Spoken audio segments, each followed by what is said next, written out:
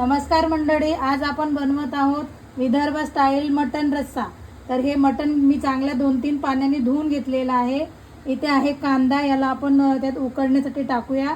थोडी हळद, मीठ आणि आलं लसूण पेस्ट।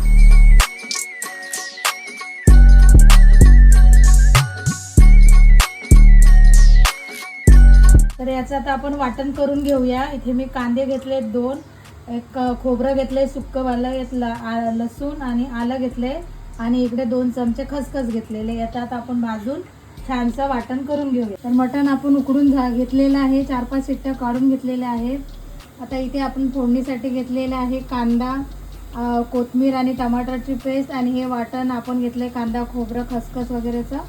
हा मटण मसाला आहे, थोडीशी हळद आहे, धने पावडर आणि विदर्भ स्पेशल मसाला आहे घरगुती।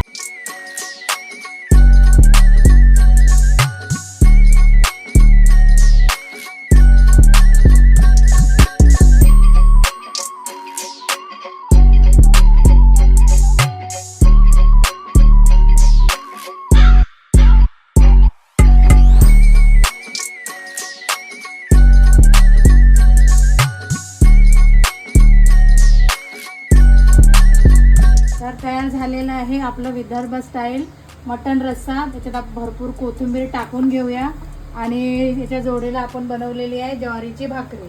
तर आपलं रेडी झालंय। आता आपण करूया प्लेटिंग। तयार झालेला आहे आपलं झणझणीत मटन रस्सा विदर्भ स्पेशल। तर ज्वारी भाकरी सोबत याला आम्ही सर्व केलेला आहे। तर तुम्हाला जर माझी रेसिपी आवडली असेल तर नक्की घरी ट्राय करा आणि माझ्या चॅनलला सबस्क्राईब करायला विसरू नका। धन्यवाद।